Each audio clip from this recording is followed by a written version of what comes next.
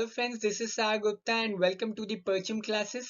आज हम लक्ष्मीकांत बुक का चैप्टर 16 यानी इमरजेंसी प्रोविजंस पे बेस्ड एमसीक्यूज डिस्कस करेंगे। And before starting with our today's MCQ, हम सबसे पहले देखेंगे अपना प्रीवियस से क्वेश्चन जिसका आंसर मैंने आपको कमेंट करने के लिए कहा था एंड बहुत सारे लोगों ने उसका एकदम सही जवाब दिया है। सो क्वेश्चन क्या था? क्वेश्चन था the power to make laws with respect to residuary subjects is vested with option A President of India, option B Parliament, option C Governor, option D State Legislature। And इसका सही answer था option B parliament, क्योंकि ये चीज कहाँ लिखी हुई है? आर्टिकल 248 में। और ये नोट करने वाली बात है कि जब गवर्नमेंट ऑफ इंडिया एक्ट 1935 आया था तब रेसिडुअरी सब्जेक्ट्स के ऊपर जो पावर थी वो किसे दी गई थी? वाइस रॉय को दी गई थी। वो किसे दी गई थी? जो स्टेट के गवर्नर थे उनको दी गई थी। लेकिन जब हम आजाद हुए और हमने कॉन्स्टिट्यूशन बनाया तो जो भी रेसिडुअरी पावर्स थे वो हमने किसे दे दी? पार्लियामेंट को। और ये जो सिस्टम है वो हमने कहाँ से लिया है? कनाडा से। और ये चीज कहाँ लिखी हुई है? Article 248 of the Indian constitution में। सो ये सारी चीजें आपको पता होनी चाहिए। सो स्टार्ट करते हैं हम आज के क्वेश्चंस के साथ। एंड पहला क्वेश्चन है emergency provisions in Indian constitution has been taken from, यानी कि जो भारतीय संविधान है हमारा उसमें आपातकालीन वाले प्रावधान किस देश से लिए गए हैं या फिर कहां से लिए गए हैं? Option A British constitution, option B Bharat सरकार अधिनियम 1919, ऑप्शन सी भारत सरकार अधिनियम 1935 या फिर फ्रेंच कॉन्स्टिट्यूशन। सो इसका सही आंसर क्या है? इसका सही आंसर है option C government of India act 1935। ठीक है, गवर्नमेंट ऑफ इंडिया एक्ट 1935 से हमने और भी दो चीजें ली। और क्या चीजें थी? एक था फेडरल स्कीम वाला सिस्टम और दूसरा जो गवर्नर का ऑफिस है ये वाली सिस्टम। ठीक है, लेकिन गवर्नर को सेंटर अपॉइंट करेगा ये जो सिस्टम है वो कनाडा से लिया गया। लेकिन गवर्नर का कोई ऑफिस होगा, गवर्नर जैसा कुछ होगा, ये वाला सिस्टम हमने कहां से लिया था? गवर्नमेंट ऑफ इंडिया एक्ट 1935 से। सो ये दो चीजें आपको पता होनी चाहिए, एकदम क्लियर होना चाहिए। सो बढ़ते हैं हम अपने सेकंड क्वेश्चन की ओर। सेकंड क्वेश्चन है कंसीडर द फॉलोइंग स्टेटमेंट्स। पहला, इमरजेंसी प्रोविजन यानी कि जो आपातकालीन प्रावधान है enables the central government to meet any abnormal situation effectively, यानी अगर किसी तरह की असामान्य स्थिति पैदा होती है तो उसको प्रभावी ढंग से निपटने में इमरजेंसी प्रोविजन सेंट्रल गवर्नमेंट को हेल्प करते हैं। ये पहला स्टेटमेंट कह रहा है। दूसरा स्टेटमेंट क्या है? During an emergency central government becomes all powerful, यानी कि आपातकाल के दौरान केंद्र सरकार सर्वशक्तिमान हो जाती है। सो कौन सा स्टेटमेंट यहाँ सही है ये आपको बताना है। Option A 1 only, option B 2 only, option C both 1 and 2, option D neither 1 nor 2। So इसका सही आंसर है बोथ 1 and 2, क्योंकि दोनों के दोनों स्टेटमेंट हमारे यहाँ सही है। इमरजेंसी प्रोविजंस, नाम से ही समझ आ रहा है कि इन प्रोविजंस को हम किसी इमरजेंसी वाली सिचुएशन में यूज करेंगे। और ये जो प्रोविजंस हैं वो सेंट्रल गवर्नमेंट को हेल्प करती हैं कि वो किसी भी तरह की असामान्य स्थिति को इफेक्टिवली हैंडल कर सके। सो पहला स्टेटमेंट बिल्कुल सही है। सेकंड स्टेटमेंट भी सही है क्योंकि इमरजेंसी के टाइम सेंट्रल गवर्नमेंट बहुत ज्यादा पावरफुल हो जाता है ना। सो हमारा सही ऑप्शन है option C, both 1 and 2। Third question, the idea of suspension of fundamental rights during emergency has been taken from, यानी कि आपातकाल के दौरान हम सभी जानते हैं कि मौलिक अधिकार जो है निलंबित कर दिए जाते हैं। सो ये जो विचार है, ये जो आइडिया है, ये हमने कहां से लिया? Option A French constitution, option B Irish constitution, option C Weimar constitution of Germany, option D Russian constitution. So यहाँ पूछा है कि फंडामेंटल राइट सस्पेंड हो जाते हैं इमरजेंसी के टाइम, ये कहां से लिया है? सो इसका सही आंसर क्या है? इसका सही आंसर है option C, Weimar constitution of Germany. अब नोट करने वाली बात क्या है कि इमरजेंसी प्रोविजंस की इमरजेंसी जैसी कुछ चीज होगी वो हमने कहां से ली? गवर्नमेंट ऑफ इंडिया एक्ट 1935 से। बट इमरजेंसी के टाइम फंडामेंटल राइट्स को सस्पेंड कर दिए जाएंगे, ये वाला सिस्टम कहां से लिया गया है? वाइमार कॉन्स्टिट्यूशन ऑफ जर्मनी से। बट एक और चीज नोट करने वाली ये है कि 44th कॉन्स्टिट्यूशनल अमेंडमेंट एक्ट 1978 ने ये क्लियर कर दिया है कि नेशनल इमरजेंसी के टाइम भले ही कोई भी आप फंडामेंटल राइट सस्पेंड कर दो, बट आर्टिकल 20 एंड 21 के अंतर्गत जो फंडामेंटल राइट्स हैं, जो मौलिक अधिकार हैं, उन्हें किसी भी सिचुएशन में सस्पेंड नहीं किया जा सकता। आर्टिकल 21 क्या है? राइट टू लाइफ यानी कि जीवन का अधिकार। और आर्टिकल 20 क्या है? Protection in respect of conviction for offences. So इन दो आर्टिकल्स को किसी भी सिचुएशन में आप सस्पेंड नहीं कर सकते, ये आपको पता होना चाहिए। Fourth question, consider the following statements. दो स्टेटमेंट्स हैं। पहला, नेशनल इमरजेंसी में be applicable to the entire country और only a part of it, यानी कि जो राष्ट्रीय आपातकाल है या तो पूरे देश में लगाई जा सकती है या फिर देश के किसी हिस्से में लगाई जा सकती है। दूसरा, national emergency is immune from judicial review, यानी कि जो राष्ट्रीय आपातकाल है वो न्यायिक समीक्षा से मुक्त है। अब इसमें हमें ये बताना है कि कौन सा स्टेटमेंट गलत है। Option A 1 only, option B 2 only, option C both 1 and 2, option D none of the above. ठीक है, तो इसका सही आंसर है ऑप्शन बी 2 ओनली, क्योंकि पहला स्टेटमेंट तो बिल्कुल सही है। नेशनल इमरजेंसी को या तो पूरे देश में लगा दो या फिर किसी पार्ट में, है ना। बट जो मार्शल लॉ होता था उसे केवल और केवल किसी पार्ट पे लगाया जा सकता है, पूरी की पूरी देश में कभी नहीं लगाया जा सकता। और इनफैक्ट मार्शल लॉ हमारे देश में कभी लगा ही नहीं है। दूसरा स्टेटमेंट हमारा गलत है, क्योंकि national emergency is not immune from judicial review. In fact Bharat में कुछ भी जुडिशियल रिव्यू से इम्यून नहीं है। Everything in India is under judicial review. और इसके पीछे की स्टोरी क्वाइट इंटरेस्टिंग है। तो जब इंदिरा गांधी की सरकार थी तो 38th कॉन्स्टिट्यूशनल अमेंडमेंट एक्ट 1975 आया। इस अमेंडमेंट एक्ट ने कहा कि national emergency is immune from judicial review. फिर मोरारजी देसाई की सरकार आई, उन्होंने लाया 44th कॉन्स्टिट्यूशनल अमेंडमेंट एक्ट और उन्होंने कहा कि national emergency is not immune from judicial review. अब ये सब हो रहा था तो सुप्रीम कोर्ट ने बोला या तुम्हारे बेसिस पे हम डिसाइड नहीं करेंगे कि नेशनल इमरजेंसी इम्यून है कि नहीं जुडिशियल रिव्यू से। माइनर्वा मिल्स केस में सुप्रीम कोर्ट ने क्लियरली कह दिया कि judicial review is the basic feature of the constitution and everything in India is under judicial review. ठीक है, बहुत ही हिस्टोरिक जजमेंट था माइनर्वा मिल्स केस का। ठीक है, अब बढ़ते हैं अपने फिफ्थ क्वेश्चन की ओर। क्वेश्चन क्या है? For the first time president rule was imposed in which state. So पहली बार राष्ट्रपति शासन किस राज्य में लगाया गया था? चार ऑप्शन है, पंजाब, उत्तर प्रदेश, मेघालय, नागालैंड। ठीक है, तो इसका सही आंसर है ऑप्शन ए पंजाब।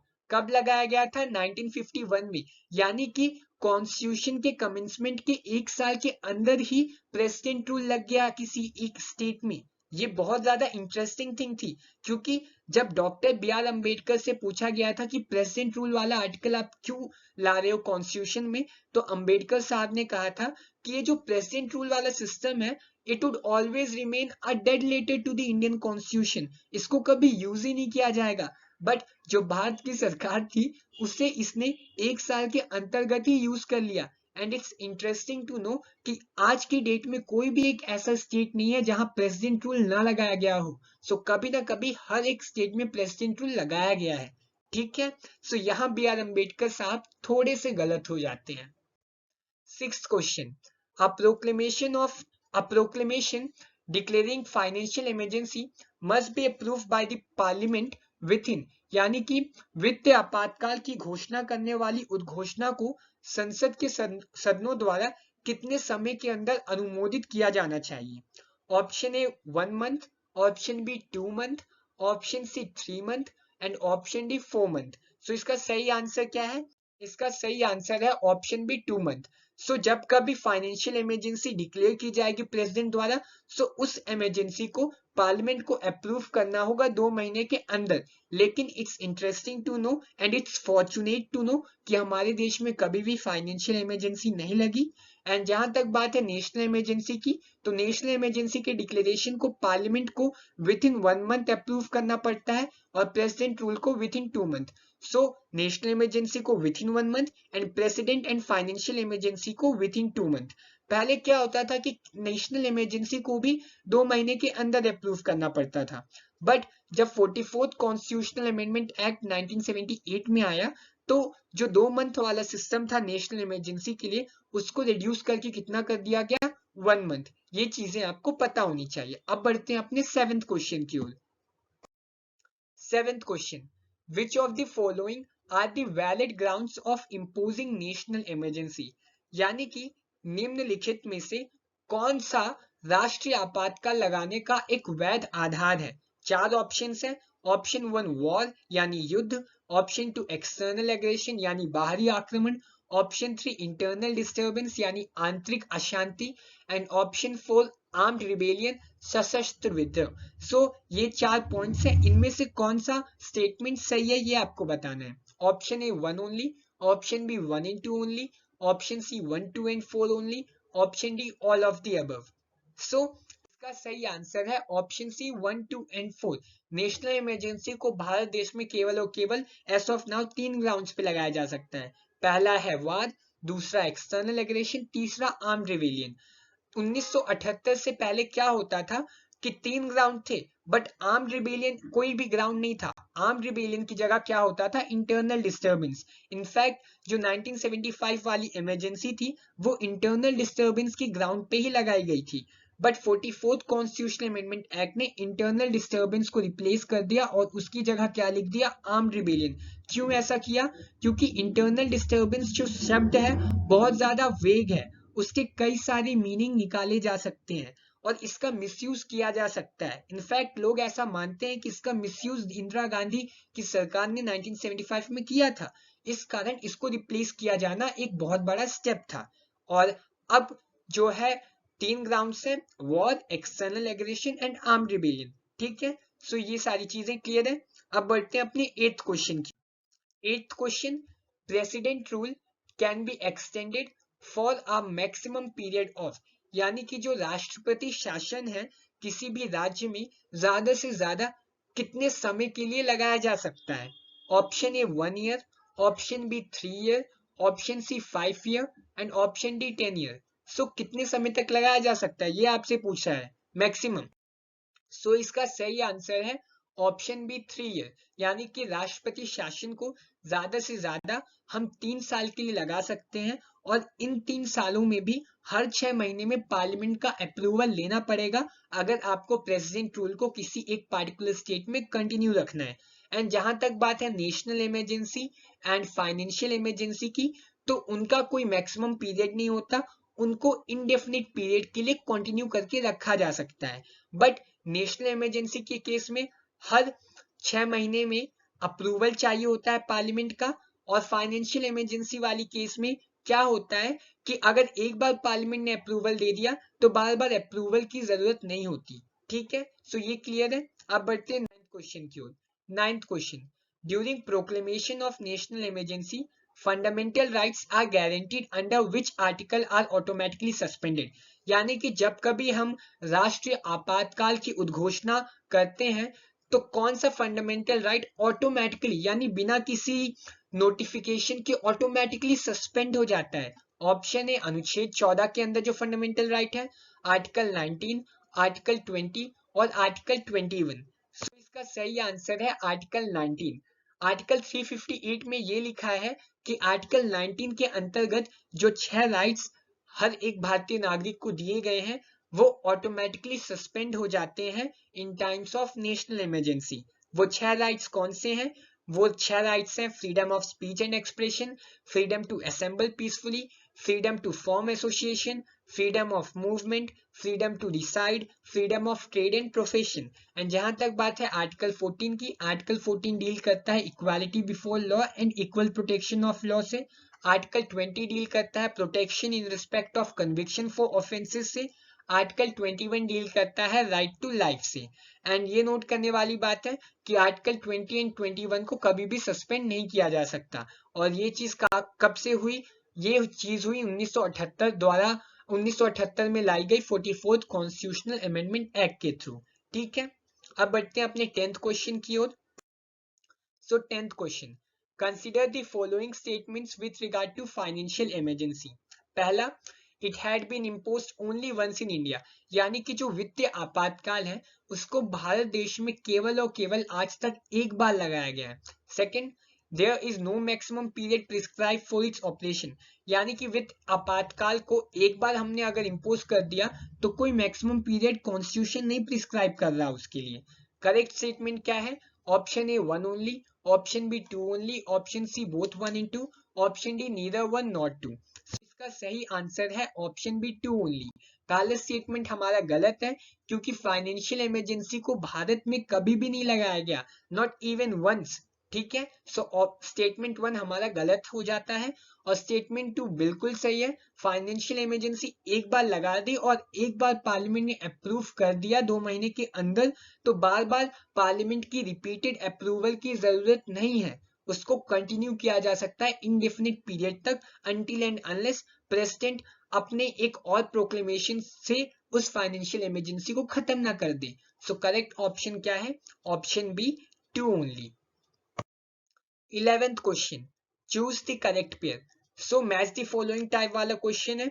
एक साइड है हमारे पास article 356, article 360, article 352, article 358, and on the other side we have suspension of article 19, financial emergency, president rule and the national emergency। ठीक है, सो इसमें आपको सही पेयर ढूंढना है। इसके लिए मैं आपको 10 सेकेंड दे रहा हूं, आप क्वेश्चन को देखो और सही आंसर फाउंड करो। ठीक है,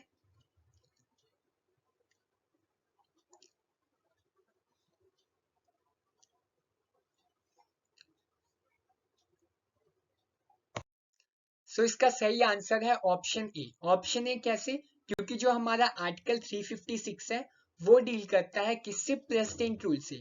आर्टिकल 360 डील करता है फाइनेंशियल इमरजेंसी से।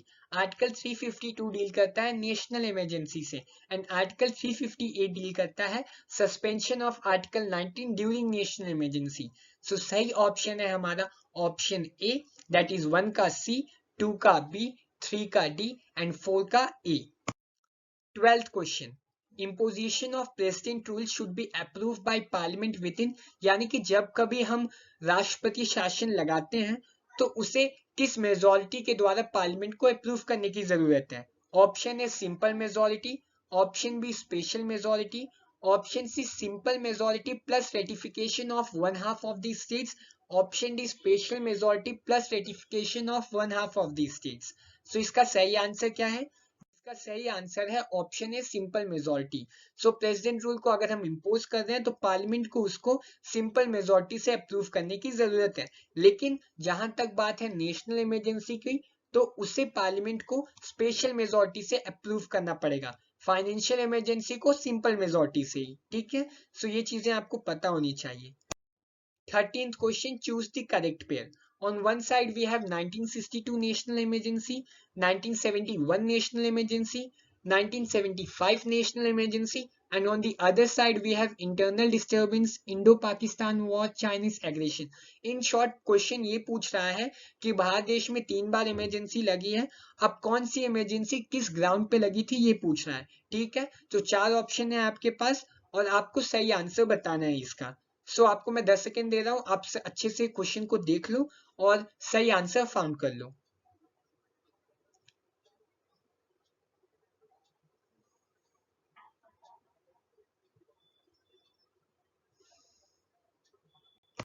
सो इसका सही आंसर है ऑप्शन सी। ऑप्शन सी यानी 1 का सी, 2 का बी एंड 3 का ई। सो 1962 नेशनल इमरजेंसी यानी कि जो भारत की पहली राष्ट्रीय आपातकाल था वो क्यों लगाया गया था? चाइनीज एग्रेशन के कारण, क्योंकि चाइनीज लोगों ने क्या किया था कि इंडिया का जो नॉर्थ ईस्ट फ्रंटियर है वहां अटैक कर दिया था। 1971 में नेशनल इमरजेंसी लगाई गई थी इंडो पाकिस्तान वॉर के कारण, और जो 1975 में नेशनल इमरजेंसी लगाई गई थी वो इंटरनल डिस्टर्बेंस के ग्राउंड पे। लेटर ऑन ये जो इंटरनल डिस्टर्बेंस वाला ग्राउंड है जैसा हमने पढ़ा उसको ही हटा दिया गया और उसकी जगह क्या ला दिया गया? Armed rebellion. ठीक है, सो सही ऑप्शन है ऑप्शन ए, दैट इज 1 का सी, 2 का बी, 3 का A. 14th question, consider the following statements. पहला स्टेटमेंट है president's proclamation imposing president's rule is subjected to judicial review, यानी कि जो राष्ट्रपति शासन लगाने की राष्ट्रपति की घोषणा होती है वो न्यायिक समीक्षा के अधीन होती है। दूसरा, secularism is one of the basic feature of the constitution, which of the following statements are correct? Option A 1 only, option B 2 only, option C both 1 and 2, option D none of the above. तो इसका सही answer है option C both 1 and 2, क्योंकि दोनों के दोनों statement हमारे सही हैं। प्रेसिडेंट का प्रोक्लेमेशन जुडिशियल रिव्यू के अंदर आता है, हाँ बिल्कुल सही बात है। और दूसरा स्टेटमेंट भी सही है, क्योंकि जो सेकुलरिज्म है वो हमारे कॉन्स्टिट्यूशन का ये एक बेसिक फीचर है। इनफैक्ट सुप्रीम कोर्ट ने ये बात कब कही थी, एस बोमई केस में। ठीक है, अब बढ़ते हैं अपने 15th क्वेश्चन और आज के लास्ट क्वेश्चन की तरफ। So 15th question, how many times national emergency has been imposed in India on grounds of armed rebellion? So Bharat में सशस्त्र विद्रोह के आधार पर कितनी बार राष्ट्रीय आपातकाल लगाया गया है? So यहाँ क्वेश्चन ये नहीं पूछ रहा है कि कितनी बार राष्ट्रीय आपातकाल लगाया गया है, ये पूछ रहा है कि आर्म्ड रिबेलियन के ग्राउंड पे कितनी बार लगाया गया है। Option E 0, option B 1, option C 2, option D 3। इसका जो भी आंसर होगा वो मैं आपको दे दूंगा नेक्स्ट लेक्चर में, बट अगर आपसे आंसर बनता है सो डू कमेंट इट। सो इस तरीके से खत्म होते हैं हमारे आज के 15 क्वेश्चंस। आउट ऑफ 15 आपसे कितने बने, आपका स्कोर क्या रहा, वो आप हमें हमेशा की तरह कमेंट करके जरूर बताइए। एंड मिलते हैं नेक्स्ट लेक्चर में।